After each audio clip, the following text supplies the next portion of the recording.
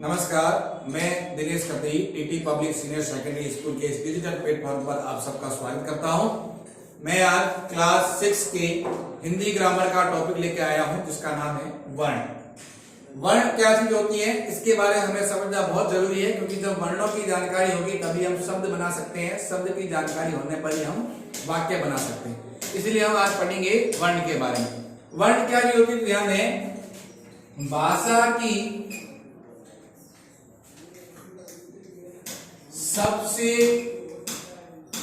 भाषा का सबसे छोटा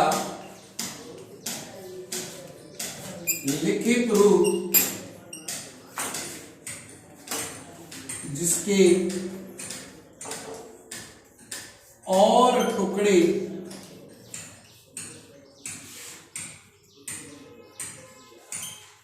नहीं किए जा सकते,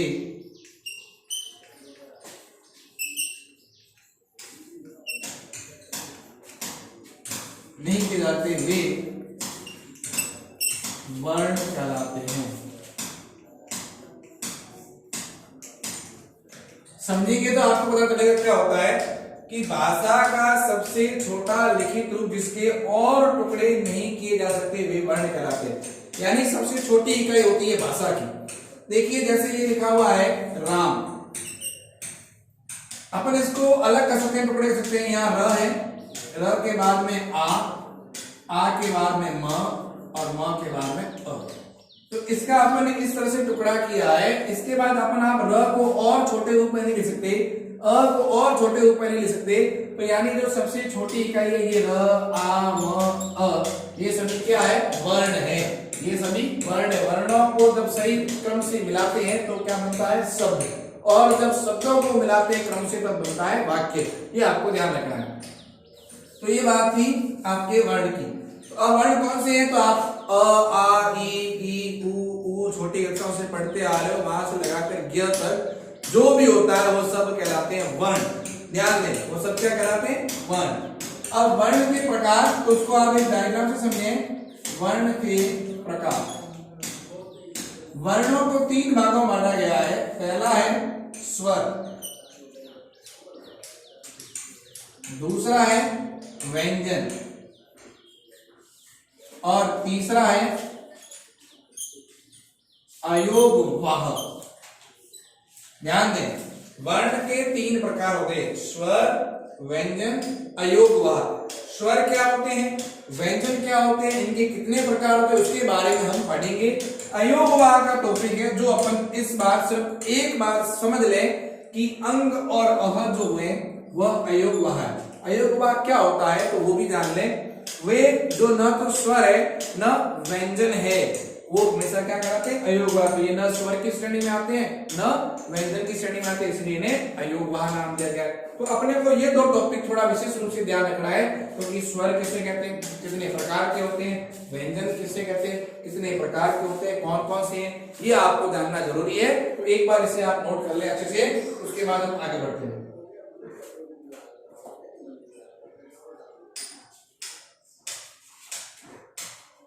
ध्यान दें, हम पहला कर रहे हैं स्वर। आप जब इस वीडियो को देख रहे हैं तो आपको जब नोट करने का आ जाए तो आप उसको पॉज कर लें, आपको बोर्ड पे लिखा हुआ दिख जाएगा, या आप उसे अच्छे से सुने और उसके अकॉर्डिंग लिखते हैं बार बार चलाकर। तो आप इसे कॉपी में अवश्य रूप से नोट करें। ध्यान रखें, पहले हमने पढ़ा है भाषा के बारे में, कौन कौन सी भाषा है, लिपि है। आज ये सेकंड पार्ट है आगे जिसमें हम वर्ण पढ़ रहे हैं। तो वर्ण के 3 प्रकार है। पहला है स्वर। अब स्वर क्या होता है? ध्यान दें, वे वर्ण जो बिना किसी की सहायता के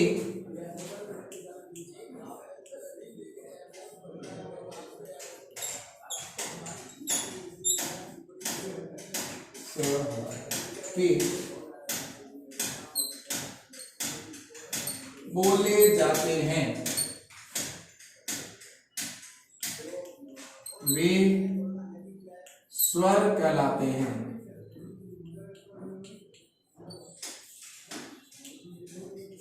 ध्यान दें, क्या है वे वर्ण जो बिना किसी की सहायता के बोले जाते हैं वे स्वर कहलाते हैं। ध्यान दें, विशेष रूप से वर्ण है लेकिन किसी और की सहायता से नहीं बोले जाते हैं, वो स्वयं में आजाद है, स्वतंत्र है। वो है कौन से? अ, आ, ई इत्यादि। तो ये अपने आप में स्वतंत्र है, इनका उच्चारण करने में हमें किसी और वर्ण की आवश्यकता नहीं होती। तो ध्यान रखें, वे वर्ण जो बिना किसी की सहायता के बोले जाते हैं, बिना किसी या किसी अन्य वर्ण की सहायता के बिना बोले जाते हैं, वो सब क्या कहलाते हैं? स्वर कहलाते हैं। कितने प्रकार के होते हैं इसको आपको इस में ध्यान रखना है। स्वर के प्रकार है, मुख्य रूप से स्वर के 2 प्रकार है, लेकिन मूल रूप से उसके 3 पढ़ रहे हैं, तो आप ध्यान दें 3 कौन कौन से। स्वर के 3 भेद होते हैं।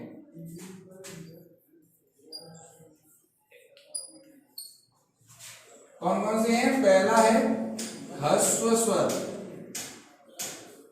दूसरा है दीर्घ स्वर और तीसरा है प्लुत स्वर। अब हमारे कोर्स की बात करें तो ये 2 पढ़ेंगे, ठीक है ना। पूछे जाए 3 नाम ये है, लेकिन परिभाषा संबंधित उनका वर्गीकरण ये 2 का होगा, ये अपन इस क्लास में नहीं पढ़ रहे हैं, ये आपको ध्यान रखना है। ह्रस्व स्वर क्या होते हैं तो उसको समझें।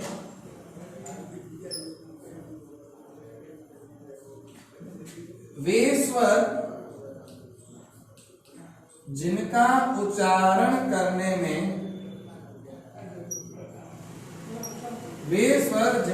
उच्चारण करने में कम समय लगता है।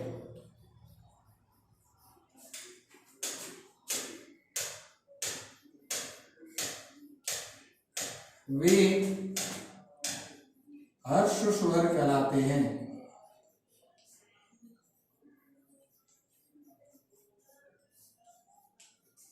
ध्यान दें, वे स्वर जिनका उच्चारण करने में कम समय लगता है वे ह्रस्व स्वर कहलाते हैं। कौन कौन से हैं? जिससे अपन लघु स्वर कहते हैं, छोटे स्वर कहते हैं, वह है ई, अ, ई, उ।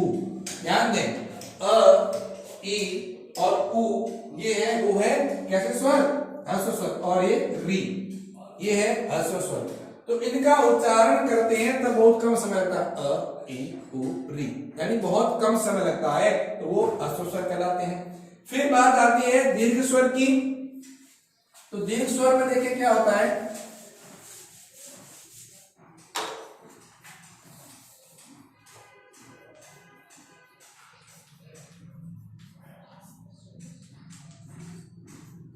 वे स्वर जिनका